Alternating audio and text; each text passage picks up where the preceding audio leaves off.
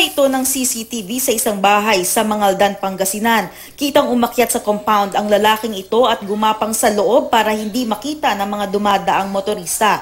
Maya-maya pa, sinira niya ang pinto ng mismong bahay kaya siya nakapasok at nakatangay ng 5,000 cash at ilang gamit. Agad namang naaresto ang suspect na kinilalang si John Ray Alcantara at nakuha ang mga ninakaw niya. Pag-amin niya, Pangjang siya po. Bibenta mo yung bakal. Po. Tapos yun ang pagbentuhan.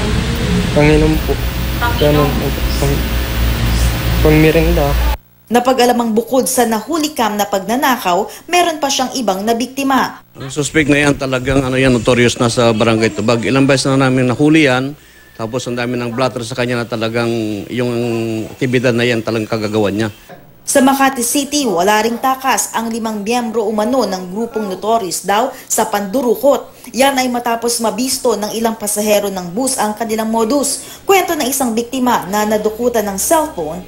Hinahanap ko po, akala ko nasa bag ko lang. Tinawagan ko po, nagre-ring, tapos pinapatay. Tapos inabot niya po sa akin nung nilipitan niya na po.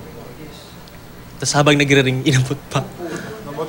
Nung nagnakaw po. Dahil dito, sinabihan ng iba pang biktima ang driver na huwag bubuksan ang pinto ng bus at hihinto kung saan may makitang pulis. Hindi naman nananlaban ang mga suspect na agad ding naaresto.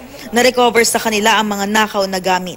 Itong mga mandurokot na itong grupo ni Kokoy nga, dahil notorious na ito pangatlong beses na siyang mahuli ngayon dito sa Makati. Lay Alves, GMA News.